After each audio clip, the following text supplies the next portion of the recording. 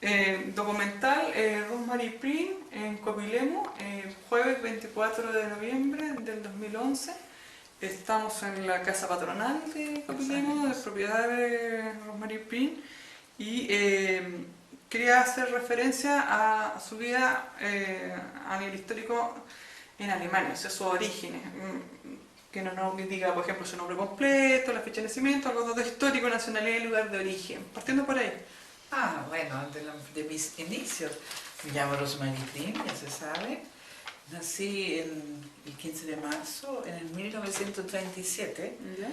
en Manderscheid, cuyo nombre tiene mi actual vocabulario aquí en Coquilimo. Nazco ahí porque mi madre, que casada, vivía en otro lugar con mi padre, pero cuando iba a tener la guagua, fue a ver a su madre, digamos, a Manderscheid. Y en casa, nada en hospitales, mira, los 3 niños, tengo otra hermana, no, y 2 hermanos. Entonces, bueno, todos nacieron en ese pueblo. Teníamos una infancia relativamente al principio tranquila, hasta que empezó la guerra, cuando yo tenía 3 años. Vivíamos en una ciudad cerca de Koblenz, en Neuwied. Segunda Guerra Mundial, digamos. En la Segunda Guerra Mundial, mi padre era gerente de una cervecería importante, la Schultheiss Brauerei, y tenían un buen pasar, tenían una casa bonita y todo. Y más o menos cuando tenía 6 años, incluso tenía clase de piano, me recuerdo, a los 6 años. Ahí empezó la tragedia con un bombardeo feroz, de tal manera que tuvimos que huir de esta casa preciosa que tuvimos ahí en Neuwied. Y en una noche, en un camión, tuvimos que atravesar el Rin. Era un peligro eminente porque habían dicho que los bombardeos iban a bombardear el puente, pero alcanzamos a irnos y no pasó nada posteriormente, parece, con ese puente. Y fuimos al Manderscheid, a ese pequeño pueblo donde vivían mis abuelos, refugiados ahí. Y ya empezaron los bombardeos hasta los pueblos chicos, y vivíamos casi todo el tiempo en subterráneo, donde mi abuela acomodó, en vez de tener las papas y las frutas secas en el subterráneo, tuvimos que vivir ahí nosotros. Y de alguna manera tuvimos que aceptar eso. Y más adelante del pueblo mismo llamaron a evacuar hasta las casas y tuvimos que ir a una cosa mayor, más seguro. Y más adelante incluso tuvimos que salir del pueblo e ir a refugiarnos en los bosques. Mi madre hizo una pequeña cabaña, pero hizo una ruca con hamaca, rama y cosas así, digamos, lo más primitivo. Y todo el tiempo los aviones llenos de cosas. Y bueno, mi mamá se fue entonces durante el día para buscar alimento donde mis abuelos, que ellos se negaron a dejar su casa. Hoy fue una cosa debe haber sido bastante angustiante para mi madre, y mi padre lo mandaron al frente, claro. Y cuando tenía 7 años y medio llegó la fausta noticia que mi padre había fallecido en frente. Los soldados ahí lo mataron. Y fue, digamos, una historia lo más triste de mi vida. Yo me recuerdo que mi padre se desmayó cuando escuchó esa noticia. Bueno, pero seguimos viviendo allá, y pasó el tiempo, y cuando tenía 8 años ya llegaron los aliados, que eran los norteamericanos, al pueblo, y mi madre ofreció al tiro la casa. Mientras tanto se había muerto, mira, un año después del fallecimiento de mi padre murió el abuelo, y después, un año después, la abuela, de una infección en la pierna porque no tenían antibióticos. Mira qué trágico todo. Pasó el tiempo, mi madre trabajó como podía, para alimentarnos y ¿A qué se hicieron canje de alimentos. Se fue a otro pueblo porque era todo un campesino. Cambiaba muebles. O sea, como comercio, digamos. Claro, no, Comerciante. claro. Entonces yo siempre en mi mente era, tenía una pena feroz que no tenía un padre, fíjate. Entonces empecé a rezar de niña chica. Dios, ¿por qué mi madre no tiene un...? Sería interesante tener un hombre, fíjate, cabra chica. ¿Y cuando enviudó ella? ¿Ah? ¿A qué edad tenía ella cuando enviudó? 35 años. Ah, súper joven. Claro, muy joven. Se había casado muy temprano. Entonces, y yo necesitaba clases de francés porque me metieran en un curso. Yo, el primero, salté el primero y el segundo. Me metieron en tercero. Claro, entonces me faltaba francés. Bueno, entonces habían dicho que había llegado un personaje al pueblo que tenía varios idiomas. Entonces mi mamá dijo, pregúntalo. Entonces pasaba en la tarde, frente a nuestra casa, se fue donde las monjas, porque ahí tenía un hermano sacerdote. Y este es el personaje. Entonces yo lo abordé con 11 años. Y yo, señor, usted supe que usted sabe, que si yo varios idiomas, si me podía hacer clase de francés. Me dijo que sí, quería hablar con mi madre. Vino, el día siguiente empezaron las clases y después de las clases nos mandaron a la cama y mi madre seguía conversando y conversando con ese señor y yo lo vi con muy buenos ojos y a los 3 meses de repente prenden la luz en la noche y dicen que se iban a casar. Se pusieron de novio y yo me puso al otro lado, yo lo sabía, con 11 años. Bueno, total que así, y era un padrastro pero magnífico, era muy importante en mi vida ese hombre. ¿Él era alemán o era de otra nacionalidad? No, era alemán, sí. Bueno, eso, bueno, yo fui al colegio, a los Ursulinas, a 20-25 kilómetros de distancia. Tuve que levantarme en la mañana a las 5:30 para tomar un bus que me llevaba 5 kilómetros allá a los ferrocarriles, esperando el tren. Llegaba a una parte donde estaba caput, ¿cómo se llama? El puente. Que está destrozado. Destrozado por la guerra. Y tuvimos que ir por el bosque, y con 20 grados bajo cero en el invierno, esperando que llegara el tren de Wittlich, donde yo cruzaba, ¿no? Abordarlo y ir ahí. Y el camino de ferrocarril de la estación hasta las Ursulinas eran 8-20 minutos para subir hacia un cerro para arriba. Este era mi diario de vivir, digamos.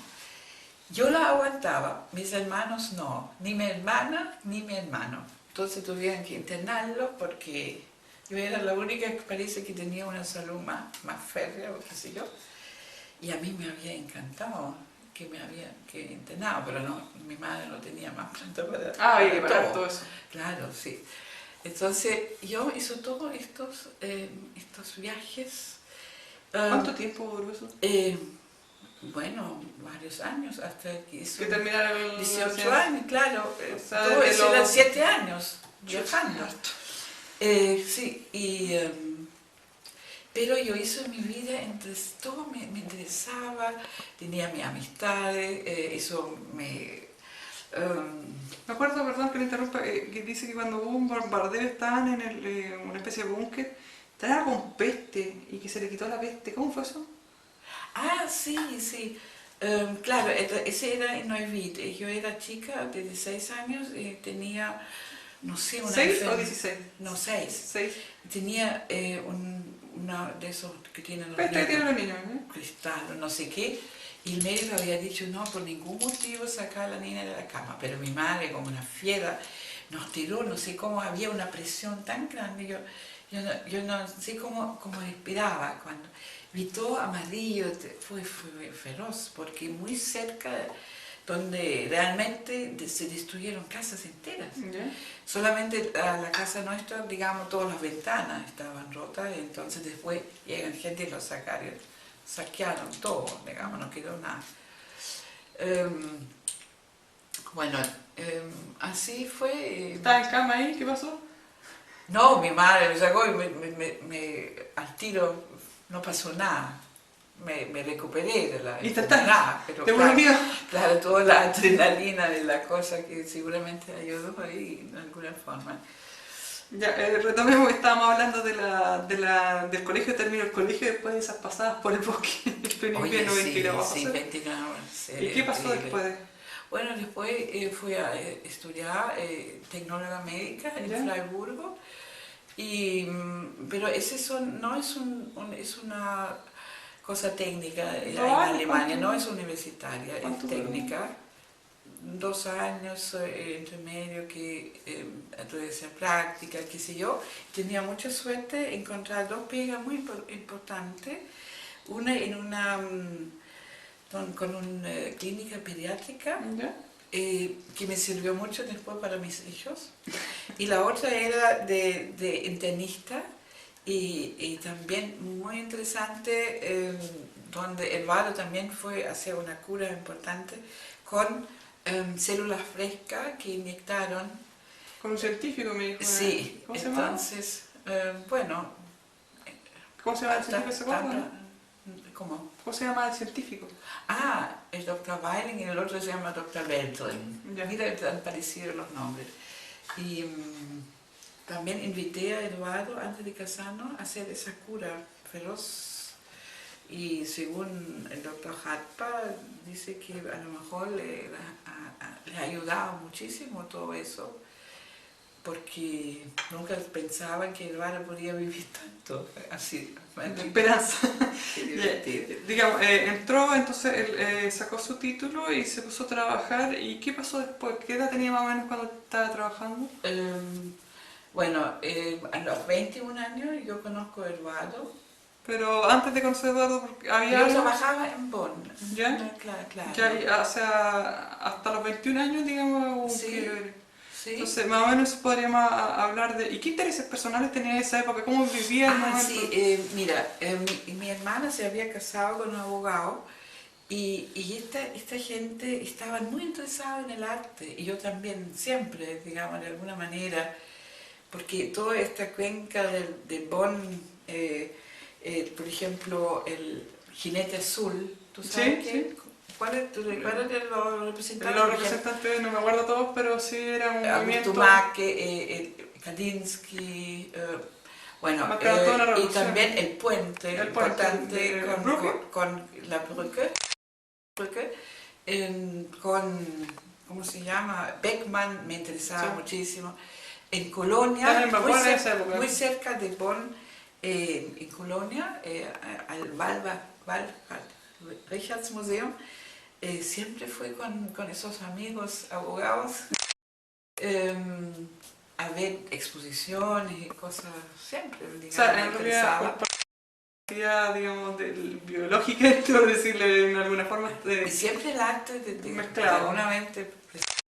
¿Solo en ese momento tenía algunos amorcillos por ahí? ¿Algunos pololitos? No, ¿Parejas? el primer pololo lo tenía cuando tenía 17 años. Bien importante esa parte, para mi gusto, esos primeros impulsos, ¿no es cierto?, tan rica.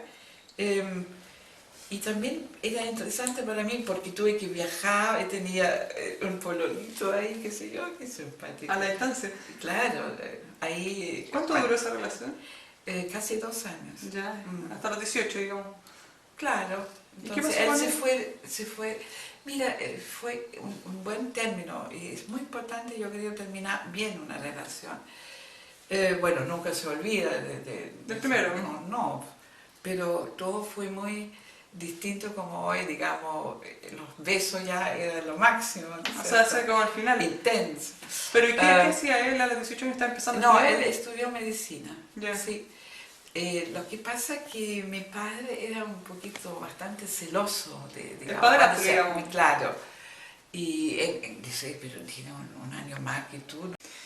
Documental, Rosemary Pin, estamos hablando en la primera parte de esta entrevista, el 24 de noviembre del 2011, un día jueves, en la casa patronal de Copilemo, propiedad de Rosemary Pin, y vamos a seguir con la segunda tanda, que sería cuando conoció usted a don Eduardo Meissner, digamos, y quería que nos contara un poquito cómo, los antecedentes, el noviazgo, un poco el matrimonio, le dijo, y hasta llegar hasta la actualidad en breves minutos, para que nos cuente un poquito cómo fue esa relación después de haber tenido buscando al hombre ideal.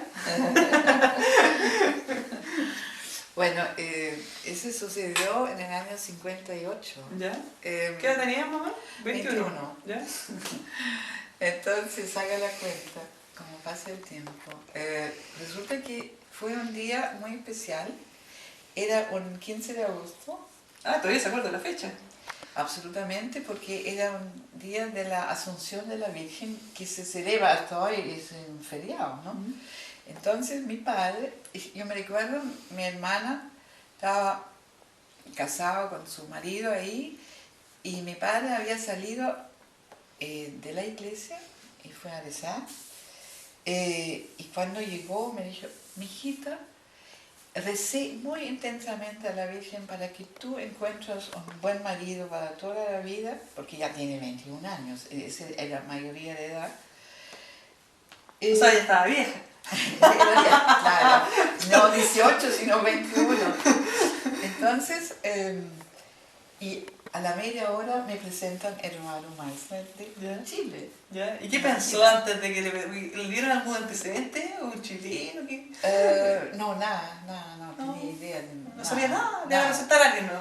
Claro, lo que pasa es que la señora, don Eduardo, fue invitado por su profesor de odontología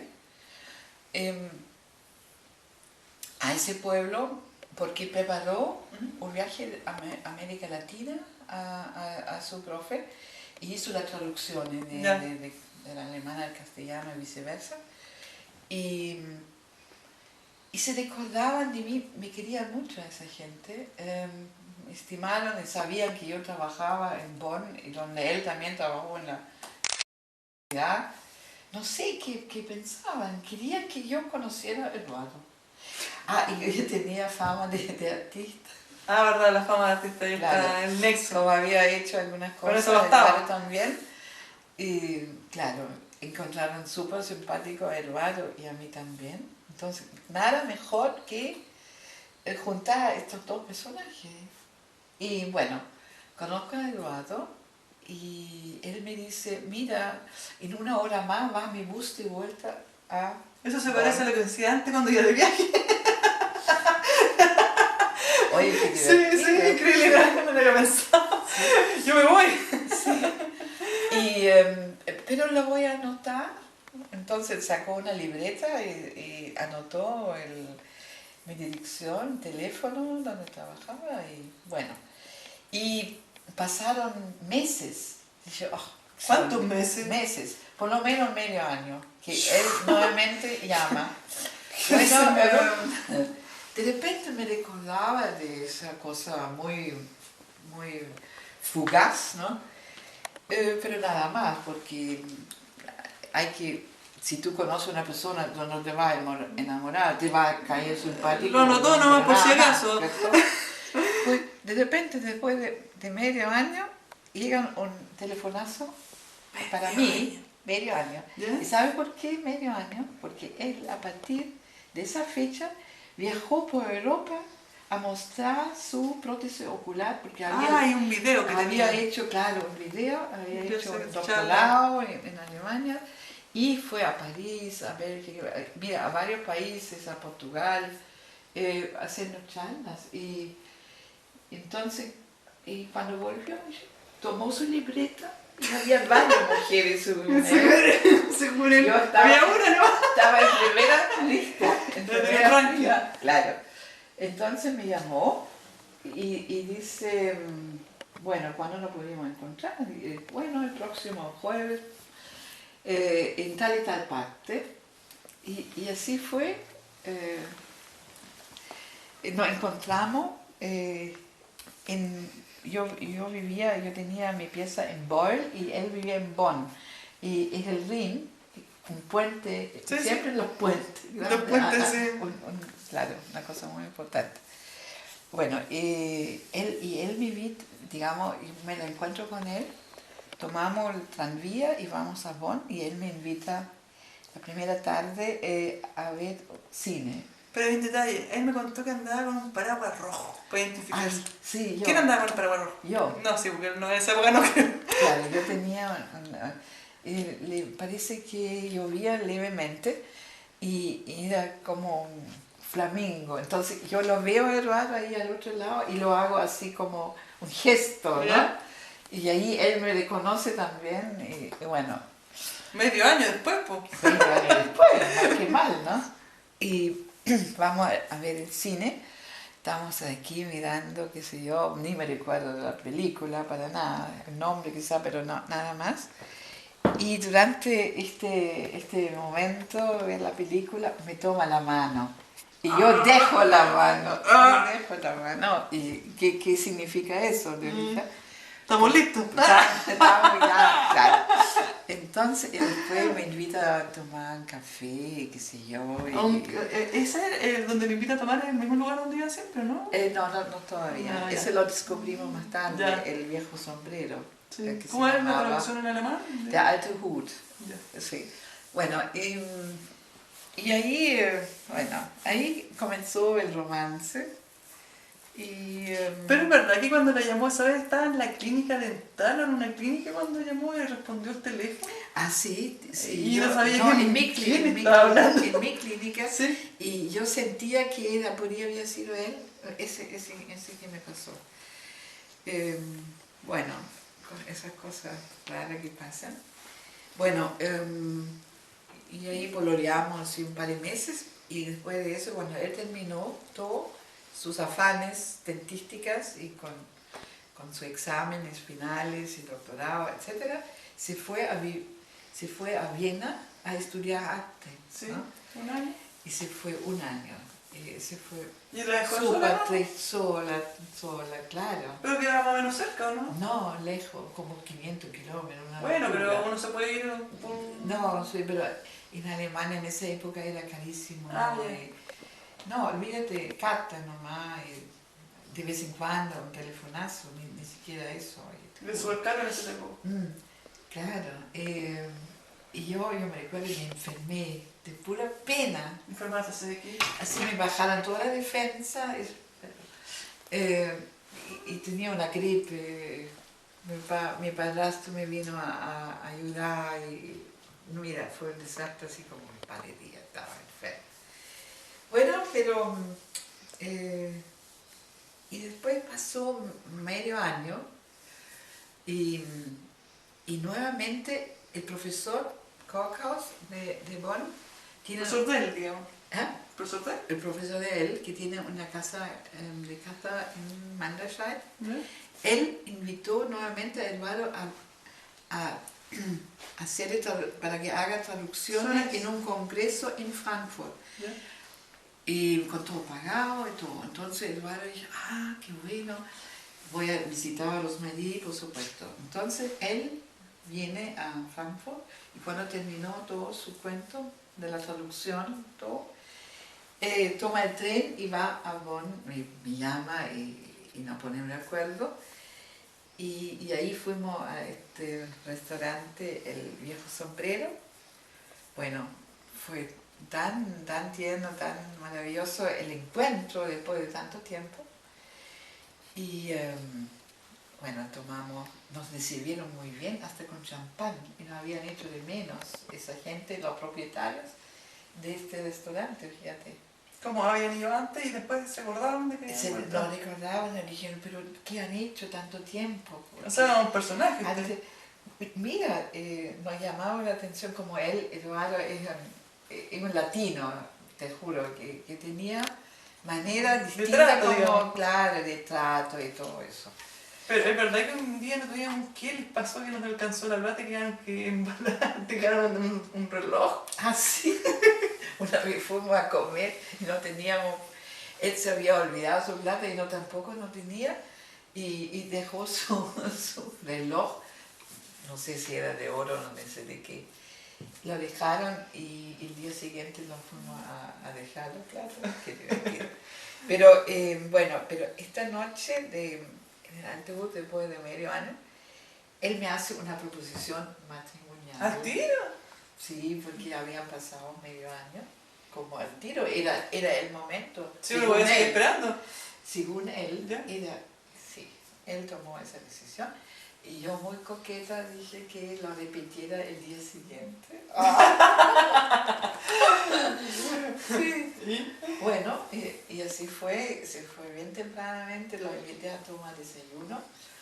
Y A ver, ¿cómo pasó algo aquí? ¿Cómo le tomando desayuno? No, cada uno vivía. No, nada de vivir juntos, ¿no? Y tomamos desayuno y ¿qué pasa? Nada. Otro día.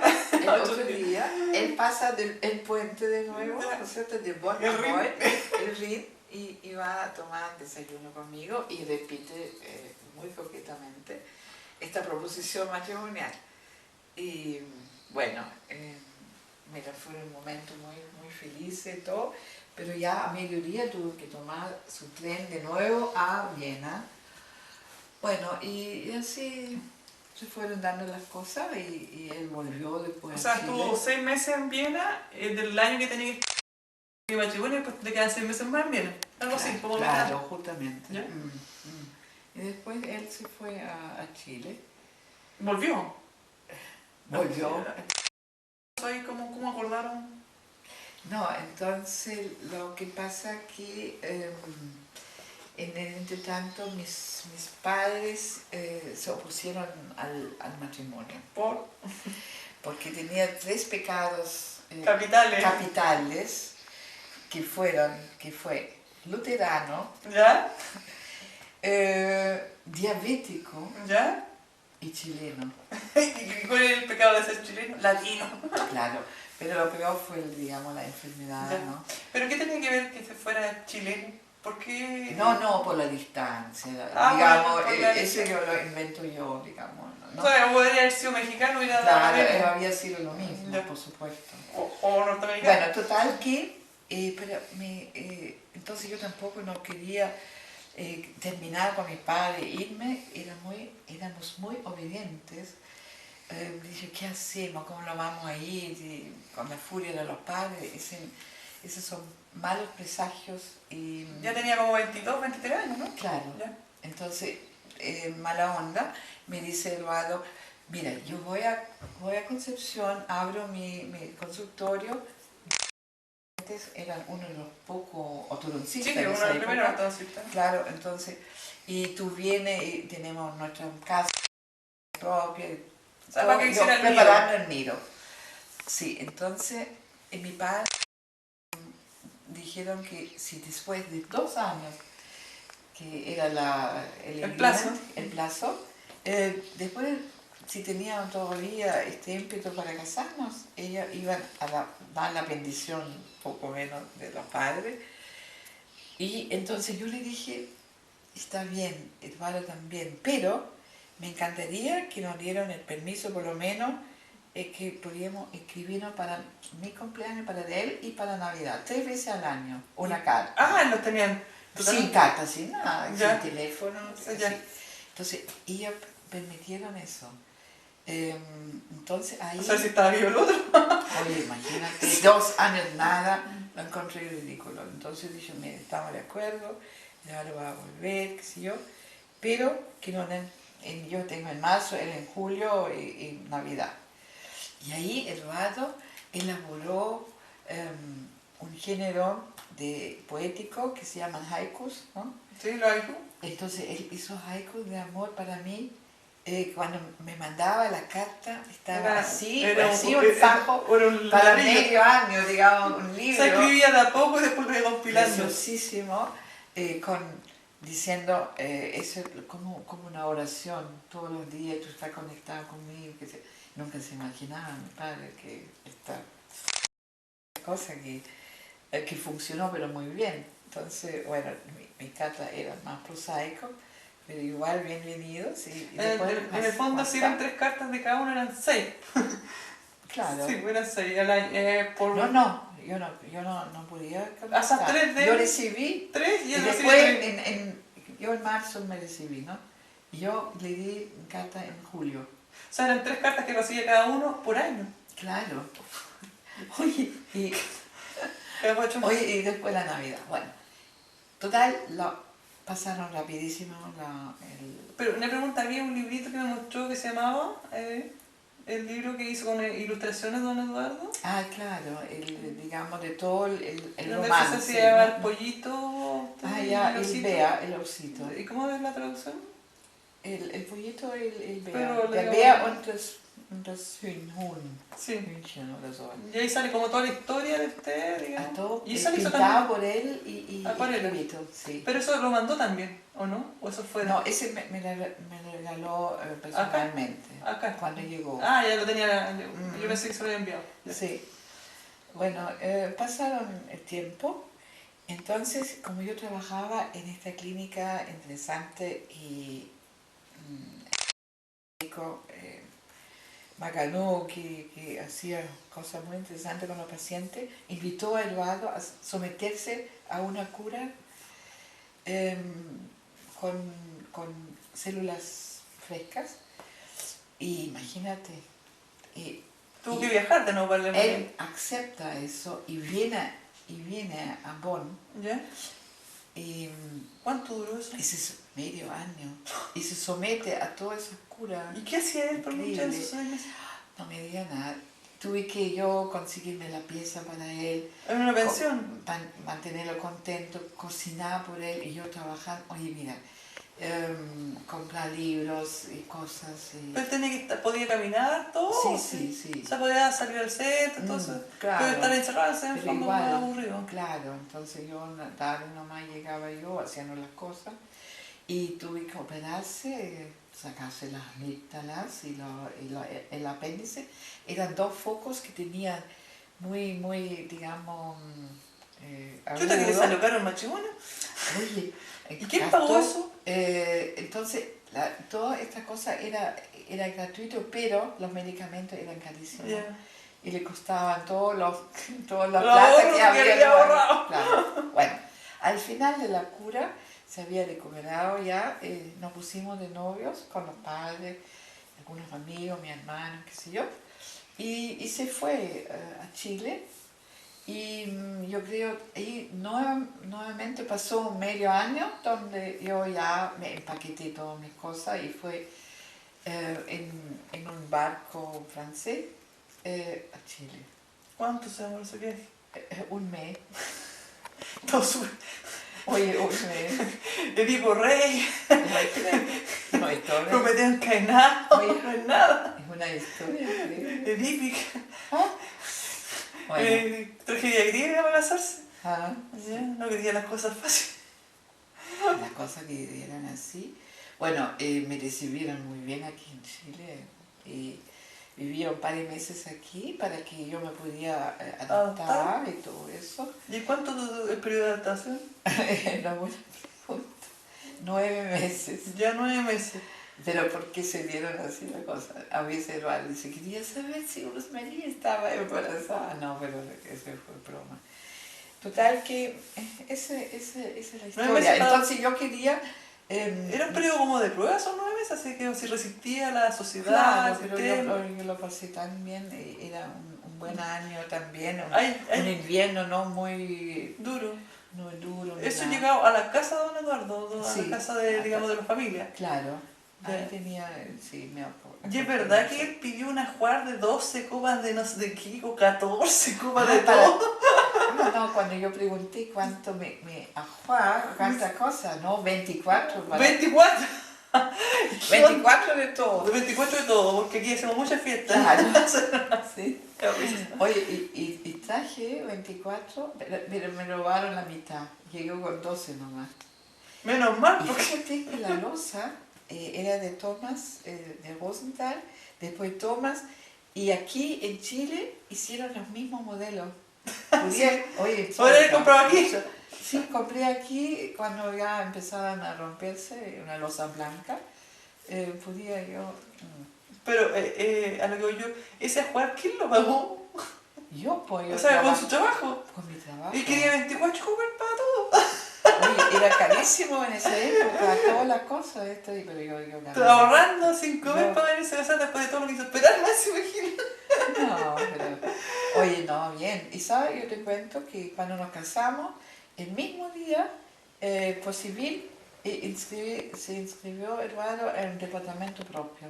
Ah, ambos ahorraron un poco. Claro, ¿te das cuenta? Y en tu papel todavía tenemos ese departamentito. ¿Y qué pasó? ¿De cuánto duraron ahí casados sin hijos o tuvieron hijos inmediato? Inmediatamente. Después de la autopera ya iban a envejecer ya. Claro. ¿Qué edad tenían ya cuando se casaron? 25 yo. Ah, ¿y él? 29, 30. Ah, ya, No, bueno, bien, Está bien. Y querían hacer la fiesta en el Concepción y yo dije, no, yo me encantaría aquí en Copulema, en Las Ánimas, digamos, el fondo de mi suegro. ¿Y dónde Porque era muy donde estamos ahora, en esa misma parte, ahí donde están los globos, ahí hice el altar, invité al padre Schlosser, que era el fundador de las aldeas infantiles SOS en Chile. Había leído de él un reportaje y me encantó toda la parte social que había hecho con la gente y ese me encantó. Me dije, si necesito alguien con cual hablar de repente sería interesante conocer a ese sacerdote. Y yo fui a donde él solo y le pedí. ¿Y se casaron con traje blanco? Claro. ¿O sí. algo más campestre? No, no. Mi hija que se casó después en el campo también, ella tenía un tejido precioso, pero en esa época no Traje era más clásico, un clásico, sí. Pero vestido de novia. La toca blanca la hice yo misma. Y ahora sale un libro que se va a lanzar ahora el martes 29 de este año, en Artista de Acero, que se llama De mi vida y obra, y ahí sale una foto muy linda del matrimonio. De matrimonio. No he visto ninguna matrimonio, no. Ah, no. No, vamos a tener que darle una foto al libro, ¿no? Sí. Bueno, llegaron los niños al tiro, la Ruth María, después la Ana María, el Pablo. ¿Cuánto de tiempo de diferencia entre hijo y hijo? Un año y medio. Muy enseguida. ¿Cómo lo tomó Don Eduardo eso? Mira, bien, era un buen padre, pero al tercero ya se asustó. Y yo que ¿cómo? No era posible. Cuando hago no.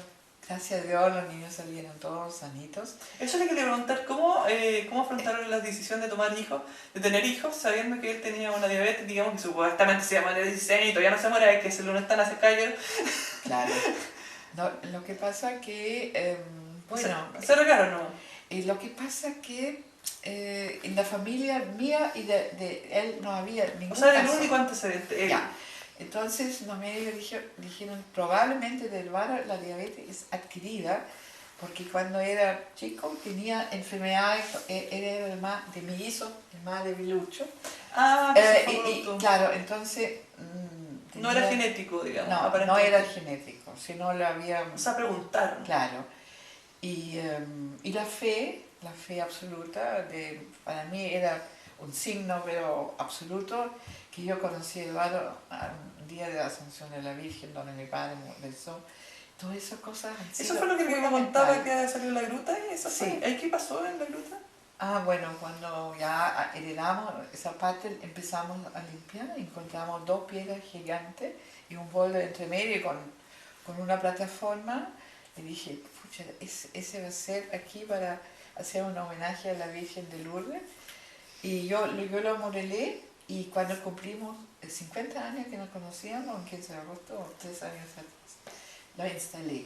Y en la mañana llovía a cántaro y en la tarde después del almuerzo salió el sol radiante. Entonces le dije, por favor, vamos, yo quiero instalar hoy esta Virgen ahí. ¿Y salió el arcoíris? Y voy y salió el arcoíris. 2 arcoíris a las 5 de la tarde, sobre el fondo, sobre esta parte. Y ahí lo instalamos, imagínate qué lindo. Todos esos son unos signos. Entonces tiene 3 hijos, el primero, ¿cómo se llama? El La Ruth María, que tiene 4 hijos, casada, que vive en Los Ángeles, profesora de educación física y kinesióloga. Y la Ana María es la licenciada en arte. ¿Ya? La Pelusa. La Pelusa. Eso está en Francia, ¿no? En París vive, y tiene 2 niñitas, su marido viven ahí. Y el Pablo Antonio es ingeniero agrónomo, se fue a Göttingen, a la universidad, hizo un magíster y un doctorado. ¿Ya? Y cuando terminó, donde él vivía, le ofrecen hacer cerveza y él acepta. Y hoy tiene una industria más o menos grande, incluso en ese momento está agrandando. En Fechter, cerca de Bremen, en Alemania. Ya, en Alemania. Sí, pero él es soltero todavía. ¿Qué edad tiene ella? 40, un año, 2 años. ¿Qué va a dar la Está bueno, está bueno ya que... Está bueno, no ¿Qué sé. se decía? Bueno, ojalá que decida un día venir para acá, pero sería ideal. Bueno, así es la vida, que todos los niños tienen que hacer su vida y parten. Menos mal con el barrio lo pasamos bien, aquí en el campo. Y 2 días en la semana yo voy solamente a la casa del centro, digamos. Claro, para hacerme. Entonces, a partir de que ¿cuándo empiezan ya como a se van los hijos? Después de eso y el maestro ya empieza a terminar a hacer clases, jubila, y ahí se dedican ya ambos a hacer su actividad artística de alguna forma. Claro, bueno, él ya no puede pintar, pero él escribe, ¿Sí? es escritor, y mira, hay una actividad permanente todavía, hasta aquí en el mismo pueblo que tú ves que... Sí, pues hemos estado harto ocupados. Esta casa, digamos, en el fondo están ocupando casi toda la semana menos 2 días. Claro. ¿Ya? Sí, desde este año, después del terremoto, como que se generó eso, ¿no? No, ya del año 2008. Ya. Prácticamente Pero cada vez estaba más. empezando. Pues podíamos, digamos, adquirir también la mitad de la parte del fondo. Ahora es de ustedes. Ellos vendieron, es de nosotros. Ah, sí. esto es. Ya. Sí. Tierra propia. ¿Y qué piensan hacer con esto después? Porque por la edad que tiene y todo, ¿qué No, piensan es hacer? dejarlo a los hijos. Pero Ojalá que ella haga un buen uso. Pero yo creo que tiene un porvenir interesante turístico. Sí, eso es lo que yo le habría Yo planteado. pienso, Idea ¿no es mía, cierto? pero Porque está a 30 kilómetros de Concepción, ahora van a ser doble vía, etc. Sí. Pero... Se podría hacer algo, bueno, se puede dejar como una casa de veraneo, o como se puede dejar también, yo lo hubiera dejado como un hotel boutique spa, con la piscina que está afuera, salir 5 personas nada más, y con el circuito turístico de Bordadores de Copilemo, la Casa Poli, y no todo. abordamos la Casa Poli tampoco. Sí. Y bueno, la Casa Poli es otra historia que viene más ligada a, bueno, ya salirse un poco. Eduardo ya sí. Pero igual fue la que pasó el terreno. Claro, a mí me ofrecieron el terreno. Sí. Gracias a eso se genera la Casa Hizo Poli. un negocio que hice en 2 minutos y medio, un negocio increíble. Marquetero, cuidado. No. Para mí esas son cosas absolutamente providenciales. Si no hubiera no existido el terreno, no existe la casa. Obvio, y no existe muchas otras cosas. Sí, toda la saga. Claro. Porque gracias al terreno se le ocurrió la Casa Poli, supongo. Pero por supuesto. O fue la idea de una casa y después se generó el terreno. No. Fue muy espontáneo que la señora Oilalí, que ya estaba desprendiéndose de Concepción, ¿Ya? que era una directora ya de la Alianza, durante 5 años, me acerca a mí y me dice: usted, señora Rosemary Meissner, qué pena que en esos lapsos de los 5 años que nos hemos tratado, pero ya me voy, he vendido todo menos la península. Y yo sabía de qué estaba hablando porque la había conocido por los Farías medio año anterior. Y le digo: ¿se los vende? Sí. ¿Cuánto vale? Tanto. Oh, ¿lo puede comprar? Sí, ya, por favor, resérvamelo. Sin preguntar a marido y nada, porque era... ¿Cómo se lo vendió esa historia a don Eduardo? Me vendieron un pedazo de tierra. Espérate. Entonces Eduardo llegó atrás con otro grupo de gente. Y llegó y dice: Eduardo, Madame Oilalí vende la península. Recuérdate cuando lo fue. Mi hijita, te lo regalo. Tal cual, fue increíble. Dicho, ¿y para qué la querían inicialmente? No, mira, era tan atractivo tener en la costa, siempre Eduardo pensaba tener algo en la costa. un pintor tiene que tener algo en la costa. Al último para tener, o decir, tengo un pedazo de mar de la vista. Claro, era tan conveniente el precio, era realmente, no se pedía nada, ¿me entiendes tú? Y en esas 3 semanas, ahí donde los jóvenes arquitectos, Mauricio y Sofía Monelizado, nos invitan a tomar té en su casa. Y a mí me encantó esta austeridad de esta gente joven. Y nunca nos habían, antes ni después, invitado gente de esa manera. Y a mí me sale, y le cuento qué nos pasaba. ¿Ya? Y porque cuando uno tiene algo todavía bien amarrado, no vale la pena conversar mucho, ¿ya? En general. No, pero yo no tenía ese problema, conté. Entonces dice, ¿qué se hace problema? Si usted no lo quiere, lo compramos nosotros. Entonces lo recompramos. Todavía estaban pololeando. ¿Ya? Y bueno, y un par de días después, nuevamente, se encuentra con Eduardo y el Mauricio para comprar Mauricio Peso, digamos, sí, en el negocio. Bueno, maestro, ¿cuándo vamos a hacer negocio? Y con Eduardo habíamos hablado y dije, ¿sabes, Eduardo? Me encantaría involucrar en este proyecto que para esa gente. Me encantaron. Yo la primera vez que lo conocía. Porque nuestros niños estaban en otra cosa, nada que ver. Entonces... ¿Tienen colegas con Don Eduardo también haciendo clases? También, claro. Mauricio por lo menos era... fue un enganche, pero increíble. Y bueno, dijeron que sí. Y hablamos con Madame Eulalie todavía. Y lo fuimos a inscribir a Tomé. Y ahí nos retó todavía. La casa en Columo, que le queda en Columo la casa Poli, ¿verdad? Claro. Entonces lo inscribimos y ahí empezamos a hacer recorte de diario y cosas, como imaginábamos nosotros la casa. Cada uno aportó con idea, hasta con el nombre de Casa Poli, etc. De polifuncional, digamos. Entonces ellos presentaron una cosa, un día nos invitan a su casa y presentan una cosa, le dije, ¿pero quién va a financiar esto? Era enorme para dividir una para una familia para otra. Quedan 2 casas, digamos. Ya, entonces el barrio dije, qué horror. A mí no me gusta para nada. El barrio dije, a mí tampoco. Pero tenemos que decir, ¿qué piensan los jóvenes? ¿Con quién se metieron? Con estos viejos, ¿no es cierto? Que no les gusta. Tienen diferencia como 30 años. Entonces, claro, es más. Y ¿sabes tú? Y le dijimos que no nos gusta. A nosotros tampoco. Pensaban que era usted que no querían. Y ahí hicieron los planes nuevos y nació este cubo que es tan mundialmente realmente conocido. Una de las casas más extremas. Sí, claro. Entonces, fantástico. Quedan acantilados para los que también. Y ahí invitamos gente, artistas, y se hacen cosas. Y ahora 10 arquitectos de todo el mundo que aportan edificios emblemáticos para la costa chilena, donde fue terremoteado en la 8ª región. Todas esas cosas aquí son todas a partir de ese cuento.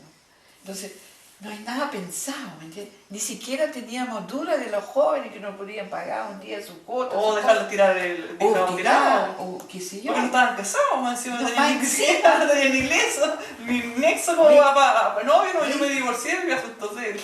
¿Qué te parece? Pero o sea, yo después de escuchar toda esta entrevista entera, digamos, por parte, me doy cuenta que en realidad ha sido bien lúcida en el momento de agarrar el momento preciso, hacer el negocio cuando hay que hacerlo en caliente, ¿sí? Así como lo que se dice en la administración. Elegir el momento adecuado y serio, apreciar, listo. Claro, así fue. Porque si no, podría haber dejado pasar y no se hubiera hecho nada. Y como todas las cosas que aguantaban, lo podría haber dejado pasar y decir, oye, digamos, el precio fue atractivo también. Por eso la oportunidad. Digamos las cosas. Y te voy a contar otra cosa. Tú puedes decir, esta señora que tenía amigos aquí por miles de 5 años, era una persona muy, muy agradable. Cualquiera de los amigos las habían comprado, si ella lo ofrece, pero ella no quería. Dice que en este momento, cuando me encontró conmigo en la salida del Club Concepción, se le ocurrió a vender ahí. Ella no contó, porque había conocido a una persona y por cosas sentimentales, él novio de ella, que había conocido hace poco, había dicho, mijita, ¿para qué tiene tanto? Compramos algo en el Mediterráneo, una cosa así. Sí, porque hay que Véndelo, ¿para qué? Entonces, así fue. En este instante se lo divino, ocurrió. Divino, esas son cosas que... Yo también, usted también reaccionó rápido. Pero obvio. Y el macho también. Entonces, no, esas son cosas que para mí, yo creo en esas cosas Providenciales. divinas, providenciales. Dejemos hasta acá. Hemos hablado suficiente. Llevar el choro. Sí. Y mucho, demasiado. Listo.